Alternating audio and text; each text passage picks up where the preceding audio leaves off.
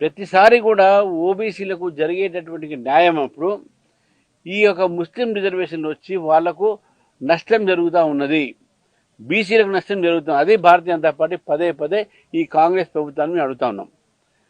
ఇప్పుడు BRS party ఈరోజు మాట్లాడుతూ ఉన్నారు, వాళ్ళ నాయకులు మాట్లాడుతూ ఉన్నారు ఏంటంటే భారతీయ జనతా పార్టీ దీనికి ఒప్పుకోవట్లేదని, లేకుంటే కాంగ్రెస్ పార్టీ ఏదో చేస్తుందని వాళ్ళు మాట్లాడతాం. అసలు బీఆర్ఎస్ పార్టీకు మాట్లాడే హక్కే లేదు. ఎందుకంటే కేసీఆర్ గారు వారు వచ్చినప్పుడు వారు ఏమన్నారు, నేను 50% బీసీలకు రిజర్వేషన్ ఇస్తాన్నారు. కానీ తర్వాత ఏమన్నాడు, సుప్రీంకోర్టులో కేసు ఉంది నేను ఇవ్వలేను అని మళ్ళీ 28% వారు కుదించారు. మరి అప్పుడు వాడు మాట్లాడి అదే చేస్తున్నారు. ఇప్పుడు వీళ్ళు చేయలేక భారతీయ జనతా పార్టీ మీద వాళ్ళు బురద జల్లే ప్రయత్నం చేస్తూ ఉన్నారు. బీసీ రిజర్వేషన్ సంబంధించిన దాంట్లో భారతీయ జనతా పార్టీ స్పష్టంగా చెప్తుంది, మీరు మతపరమైనటువంటి రిజర్వేషన్లు, రాజకీయ రిజర్వేషన్లు మీకు ఇచ్చే అధికారం లేదు, మీ ఇవ్వకూడదు. 42% ఇచ్చినప్పుడు బీజేపీ సపోర్ట్ చేస్తుంది, అది అమలు పరిచేది, మేము దానికి సపోర్ట్ చేస్తాం.